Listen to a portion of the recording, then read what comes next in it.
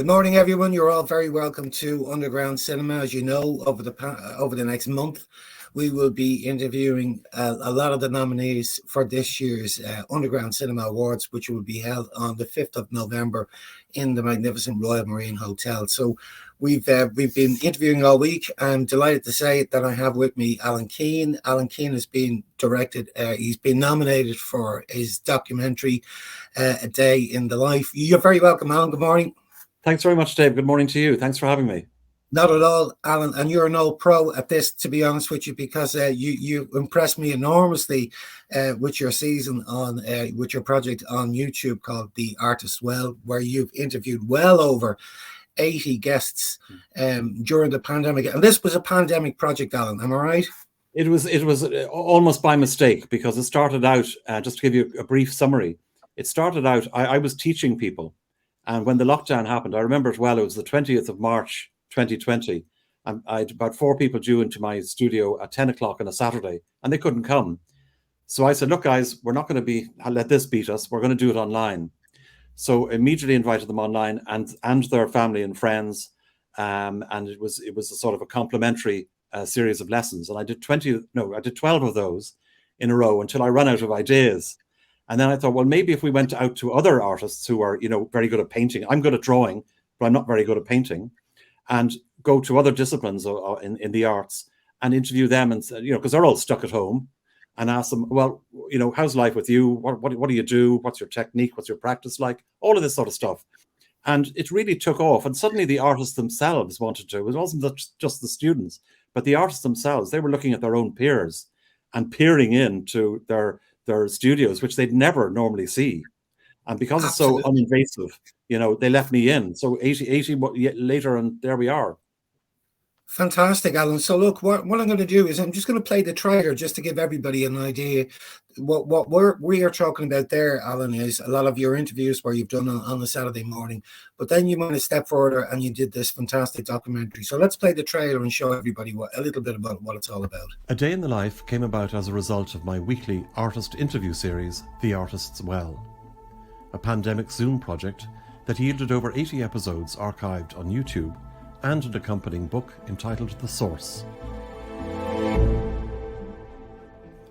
What I learned from talking with so many artists is that the means by which creative ideas come to them are as varied as the way in which they choose to express them.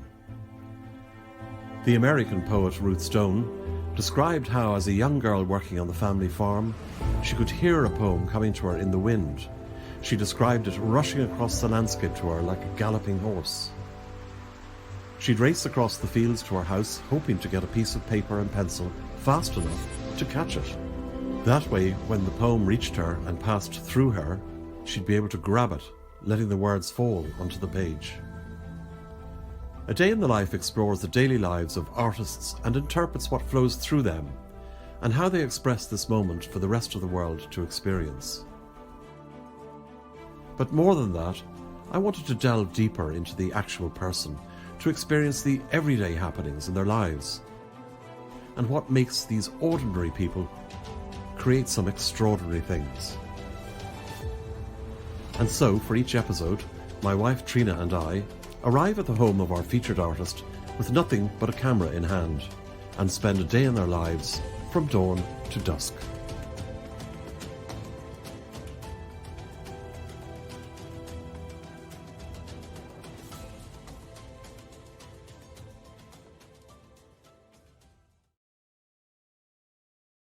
Fantastic, Alan. You're not only a brilliant artist, but you're also very good at putting trailers together as well.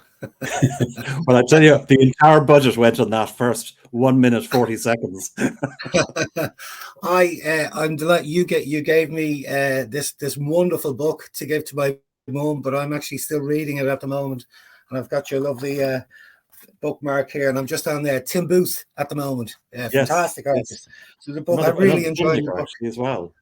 He made an animated film about James Joyce some years back. I'm looking at some of his work here, and it's absolutely fantastic. So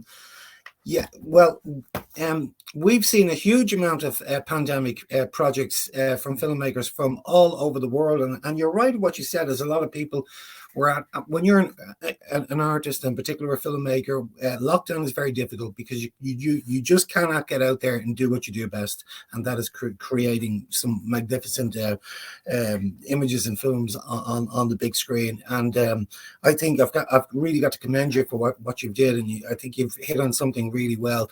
This documentary really stood out for me because the lady that you chose for this documentary, Elizabeth Cope, I'd never heard of her before, but she had grabbed me from the very start as soon as you sat down at her kitchen table, and she explained the mysteries of the boiled egg. and pepper, don't forget the pepper. The pepper, yes. And it immediately grabbed me. I was very interested in this particular character, and I watched it from start to finish. She was a fantastic interviewee, Alan. I must say, she was a good choice. She was my first choice, but I've done 2 further ones since, and next week I'm going down to West Cork to interview another 2 artists. So my idea is to have a range of different artists, of different disciplines, different types of character, but they're all characters. That's the first thing. Yes. My prerequisite was that they must be great characters even before great artists. Yes. So you've been used to doing your interviews online. So you're at home and you Zoom and you're talking to your guest online. So this is very different. And this was the first time, I believe, that you actually created a documentary. It's a big difference from doing it at home and then all of a sudden going out into the field, so to speak, to make your documentary. So how did you find the whole process? Because you were very new to this, Alan. Oh, totally. I mean, I'd hardly lifted a camera, literally. And I was lucky enough that my daughter had a particularly good camera and a Rode mic, wireless mic. And that's literally all the equipment I have. Oh, sorry, I have lights, which I don't always use. One little light thing. And that's it. But you see, the thing is, I wanted this to appear very organic, very artisan, that it was truly a fly on the wall documentary. And the other thing I was very fortunate about was the fact that I'd already met these people. I'd already done an interview on the Artist Well with them. And all the lead up to that, there's phone calls, there's emails going back and forth, there's images, I make up a PowerPoint for them and all that kind of thing. And we chat through things. And in that way, you develop a level of trust. And from what I'm told, the one stumbling block in making a good documentary is gaining the trust of the subject. And fortunately, I had that in the bag with a lot of these people. So lifting the phone and saying, look, Elizabeth, how would you feel if I arrived at your doorstep at 7 a.m. and left after dinner? It's not everyone's cup of tea, but she embraced it wholeheartedly, as did a good number of other very, very interesting people. And that's how it ended. I had to teach myself how to edit. I had to teach myself how to, deal with lights and all this kind of thing. And I'm far from an expert in it. I am an artist and truly interested in other people. But that's really the summation of it. So you would have, if you're doing something like that, calling to somebody's house at 7:30 a.m. and you're with them till late in the evening, you have hours and hours and hours of footage of the person's life, for a day. So you mentioned there that you also did the edit as well. How did you find the editing process? Well, you've got 12 hours or 10 hours of footage there. It must be very difficult to condense it into a 30-minute short documentary. Very, very difficult, Dave. That was the one thing. I remember when I mentioned it to one chap who's actually going to be featured in it, a chap called Tim Goulding, who's a fantastic artist down in West Cork. I'm going down there next week. Tim used to have a band, and it was quite a successful band years and years and years ago.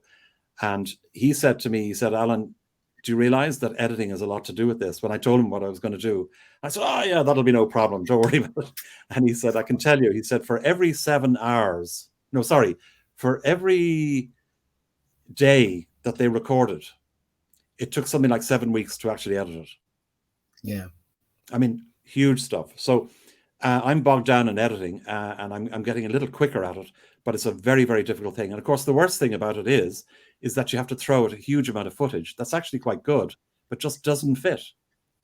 And that's the thing, with an editor, when you're watching a feature film or a short film, and we watch all the credits over and over again.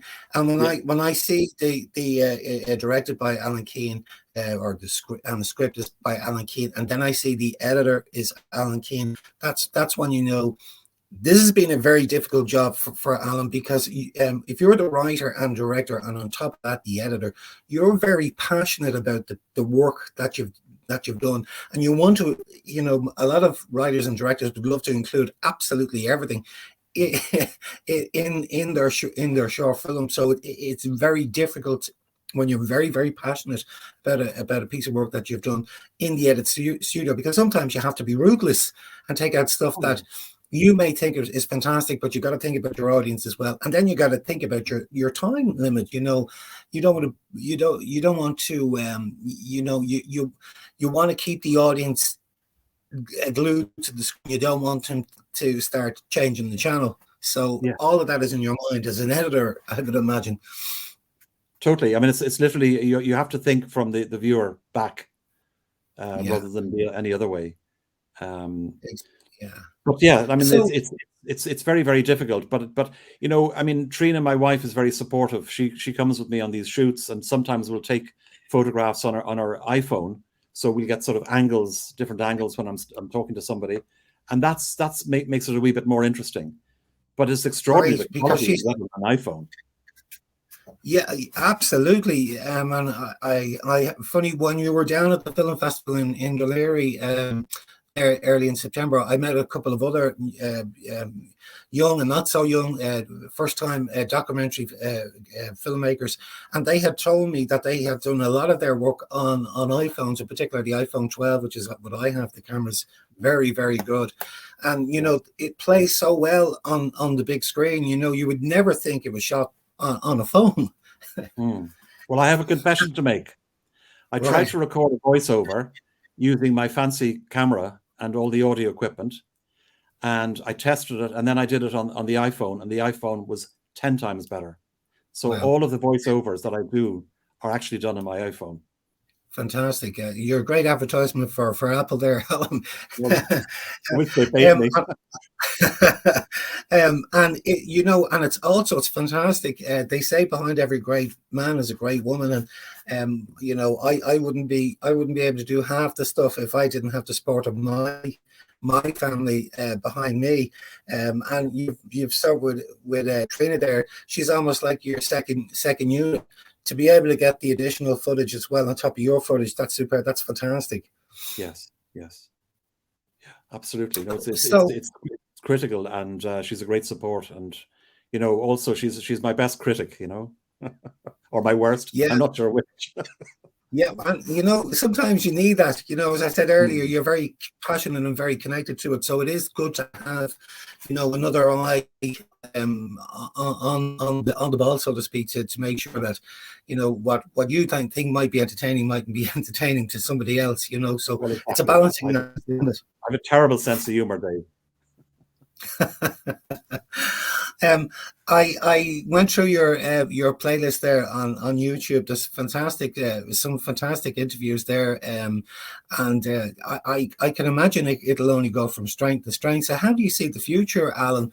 I mean, this is something like I think I mentioned it to you in Dunleary that I certainly see that there could be a TV series there. I'm hoping so, because the Zooms are great, but they have their limitations. Yes. And I also think because of the pandemic, some people are a bit zoomed out. They don't really like what it represents to them. And also there are quality issues and so on, and signals, and as we all well know. And that's why what really motivated me to get a camera out and actually visit these people once lockdown was over, So that is my way forward. I also see it as a potential income, whereas I don't see the other one as potential income. People aren't going to pay to watch me on a Saturday morning doing an interview with somebody. But if I subsequently go out to that person and spend a whole day with them and really get to know them and come back with some great content, I think they will actually pay. So the reason I'm continuing with the art as well is partly to maintain that link with my audience, all right, which is quite large, in total. I mean, we've had 44,000 views of all those videos since we started. Yeah. It was only 2 years. But it's also a hunting ground for new talent, Yes. because all of the people I get on are recommended by people who've already done it, because they've had a good experience. They say, "Oh, Dave, you must have him on," and that's the way it works, which is wonderful. It makes my job a hell of a lot easier. Yeah, your figures are quite, those figures are actually very, very good. They're quite high.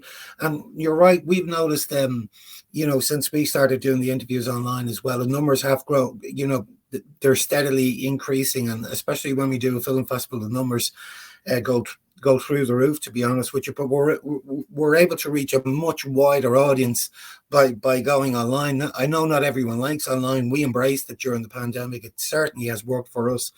But we are able to reach a much wider audience, and we still keep in contact with that audience. So what we do is we build up a database, and we keep all of those people informed. We have interviews coming up, next month and next week. So our audience is getting bigger and bigger. Yeah.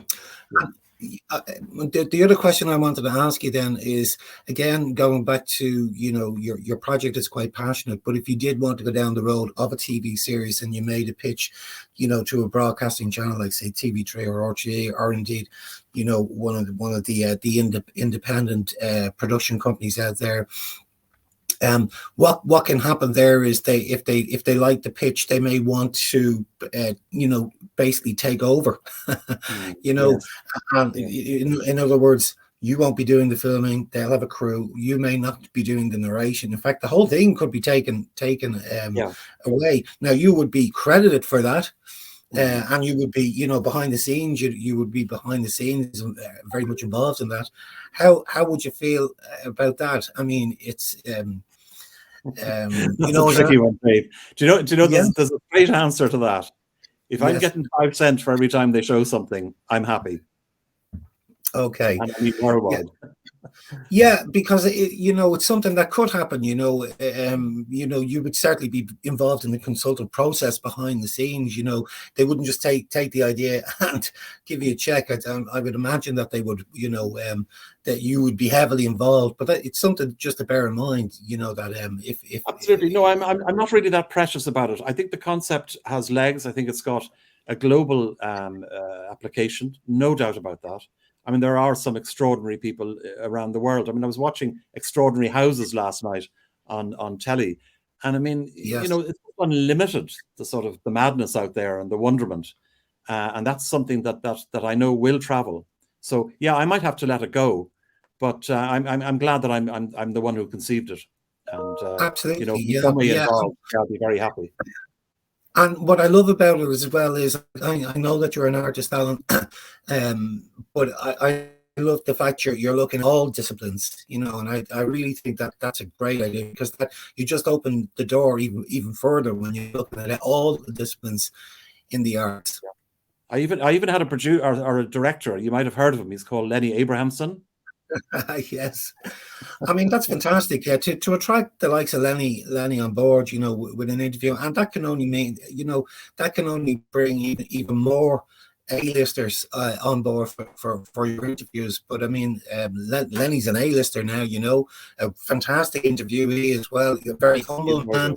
I enjoyed listening to the interview as well, and he's just gone on from strength to strength. And I know the independent film scene in Ireland are incredibly proud of Lenny's work and how he started off from humble beginnings. And I think he really does appreciate the independent scene in Ireland. He's very supportive of it. But to get him on board, Alan, I have to commend you. It's great to get somebody like that. If we can help in any way, maybe point you in the right direction with any sort of people what we feel might be a really good interviewee, just let us know. Oh, absolutely. Listen, I'm always open to it. Yeah. I mean, tomorrow now, just as for instance, I have a woman who's a conservator. She brought, the Francis Bacon studio that was brought from London over to the Hugh Lane in Dublin. She masterminded that. She was the person who literally coordinated every single aspect of that. And they even had a team of archaeologists so they could plotted literally, that away and that away. And she was responsible for that. And her stories are fascinating. She's on tomorrow. Completely different, Wow. Yeah.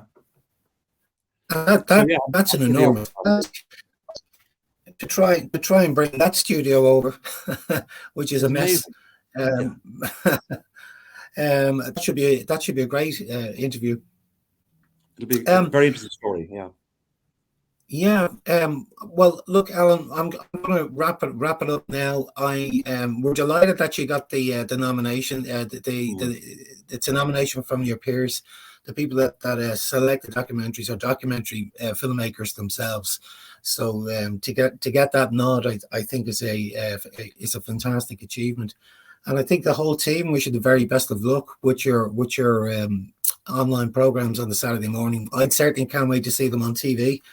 I think they're a great idea. I hope you do it. I hope so, but I've no contacts, so I'd really welcome any advice or assistance. Sure, yeah. A lot of our contacts would be in the film industry, so we could certainly point you that way. No problem at all.